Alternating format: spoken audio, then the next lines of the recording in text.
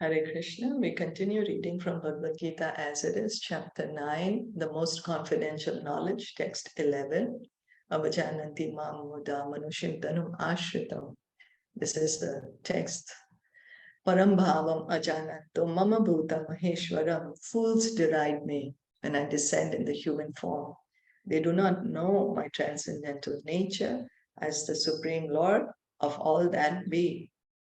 So we have been reading the purport to this verse by His Divine Grace A.C. Bhaktivedanta Srila Prabhupada. So Lord Krishna is saying in this verse that people who don't understand that He's God, they are thinking He's an ordinary human being. They are being foolish. So continuing to read on with the purport, there are many controversies between the impersonalists and the personalists about the Lord's appearance as a human being. But if we consult Bhagavad Gita and Srimad Bhagavatam, the authoritative text for understanding the science of Krishna, then we can understand that Krishna is the Supreme Personality of Godhead. So there's always going to be two, there's personalist and impersonalist. It's been coming on since a long time. One path where one set of transcendentalists, they say that God has no form and ultimately everyone is God. And then another, no, that God has a form, God is a person, and that we are not God, we are Jivatmas. And so Prabhupada is explaining to us that if we actually consult, if we actually refer to Bhagavad Gita and Bhagavatam, we actually refer to these authoritative scriptures, we can understand that God is a person and that Krishna is the Supreme Personality of Godhead. And it is a science. Science means when we apply the knowledge, practical application of knowledge, that when we apply the knowledge, we can see the result. It's not just some theory. It's not that some people just sit down in an assembly and simply talk and cannot experience this knowledge. No. The science of devotional service, the science of Krishna consciousness is called science. Why? Because if we apply the knowledge, we can actually experience the results. Krishna, he is not an ordinary man, although he appeared on this earth as an ordinary human. And so this is why Krishna says, just try to understand the nature of my appearance and activities. He tells to Arjuna in chapter 4 of Bhagavad Gita, Janma karma chame divyam, evam yoveti tatvataha tyakva deham punarjanma naiti mam eti. So Arjuna, he says, one who can understand the transcendental nature of my appearance and activities does not take birth again in the material world, but attains my eternal abode. So if we can just try to understand that Krishna's form, Krishna's activities are not material, they are transcendental. We don't need to come back here to the material world anymore. We can go back home to Golok Vrindavan.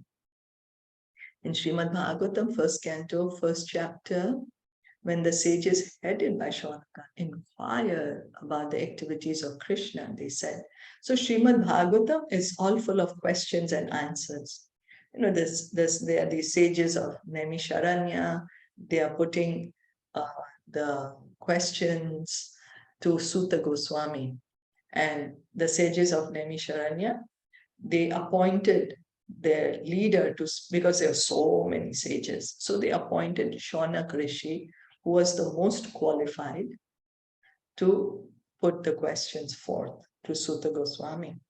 So their question is, they wanted to understand about Krishna's activities. They said, Kritavan kila karmani saha ramena keshavaha ati martayani bhagavan guda kapata manushaha. Lord Shri Krishna, the Supreme Personality of Godhead, along with Balaram, play like a human being, and so must he perform many superhuman acts. Bhagavatam, Canto 1, Chapter 1, Text 20. So these sages of Naimisharanya, they can understand that Lord Krishna, they are saying here in this Bhagavatam, Canto 1, Chapter 1, Text 20, that Lord Krishna, he is not an ordinary human being. He is God himself, Supreme Personality of Godhead. And he's come with Balaram and he's playing just like a human being. He's playing just like a human being and he's performing these superhuman acts. Superhuman acts. Krishna, if we hear his pastimes, who can do that? Who can kill a big demon Putana? He was just a baby. She wanted to poison him. And he sucked her life air out, and how he killed all the other demons, Agasur and Bakasur, and he was just a baby. So the Lord's appearance as a man bewilders the foolish. No human being could perform the wonderful acts that Krishna performed while he was present on this earth. When Krishna appeared before his father and mother, Vasudeva and Devaki, he appeared with 4 hands. But after the prayers of the parents, he transformed himself into an ordinary child. So Krishna, when he appeared on this earth, how did he appear? Vasudeva and Devaki in front of them with 4 hands. He appeared with 4 hands, or wearing his saffron colored clothes and with all his ornaments and the helmet and anklets and armlets and bangles, and he was all decorated, and in his arms he was holding the conch, the chakra, the mace, and the lotus flower. Do we appear like that? We don't. But Krishna appeared like that because he's God. Lord Vishnu form is one of his forms. Then after they prayed to him, Devaki got scared. She said, you've come like this, Kans will come and kill you. She was out of her maternal affection. She was thinking Krishna can be killed. So she said, no, don't do that. Please just again look like a normal baby. And then he transformed himself like that. As stated in the Bhagavatam, Canto 10, Chapter 3, Text 46, Bahuva Prakrita Shishuhu. He became just like an ordinary child, an ordinary human being. Now here again it is indicated that the Lord's appearance as an ordinary human being is one of the features of his transcendental body. So he appeared with 4 hands, but he changed at the request of his parents. Can we do that? How do we come? We don't choose who our parents are going to be, what time we are going to take birth. We don't come with 4 arms and fully clothed, wearing beautiful clothes, beautiful jewelry. No, we are pushed out of our mother's womb, covered in all the fluids. So in the 11th chapter of Bhagavad Gita also it is stated that Arjuna prayed to see Krishna's form of 4 hands.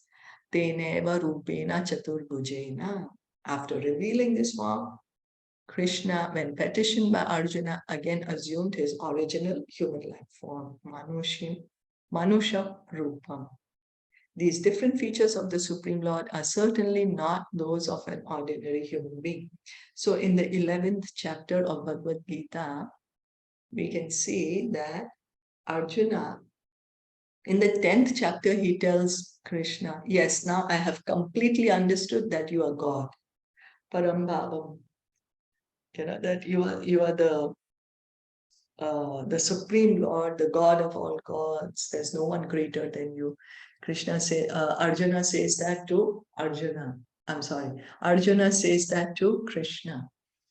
Then Arjuna tells him in the 11th chapter, now please show me your universal form, how you're maintaining, how you're creating this entire universe, you're annihilating it. Please show me the Virat Roop. And Krishna showed him the Virat Roop. Arjuna could see thousands and thousands of hands, legs, everything he could see. Everything in the universe, Krishna showed him. Then Arjuna told him, okay, now you show me your four-handed form. So Krishna also showed him the four-handed form. It's not that he had to go put some styrofoam arms and decorate himself like that. No. It's one of his forms. So he just showed it to him. And then Arjuna told him, okay, now you show me your original form, your two-handed form. And then Krishna again showed him his two-handed form. So why especially did Arjuna ask to be shown the universal form and the four-handed form? Because someone may claim to be God. And if someone claims to be God, we can ask them, my dear sir, please show us your universal form. Please show us your four-handed form. So this is the test. This is the test. And Krishna showed, he showed his universal form, his Virat Roop. He showed his Vasudev Roop, four-handed form. And then again, he showed his two-armed. So then, is that okay? So, because some, we take many times in spirituality, we take things very cheaply. In fact, for material things, we are very, very, very careful where we have to buy from, who we have to buy. We do so much research. If we have to do some medical procedure for ourselves or our loved one, we do so much research. I should get the best possible help.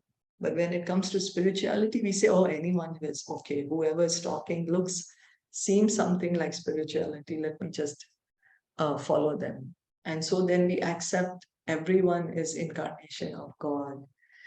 No, we shouldn't. There is test.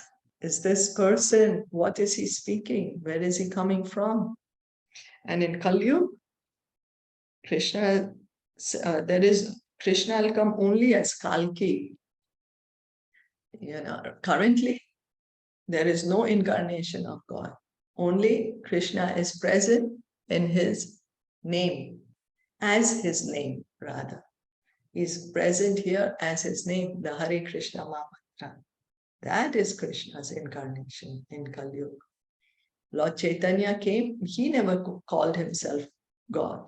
When he came, so many of the pure devotees who recognized that he's God would say, you are God yourself. He would say, no. He would cover his ears and say, don't do that.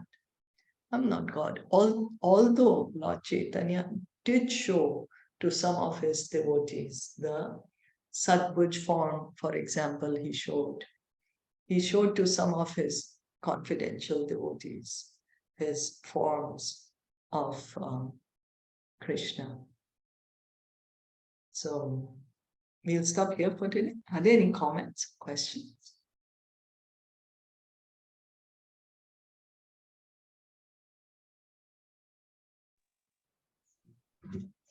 If no, then we'll stop. Thank you so much for listening in and joining in.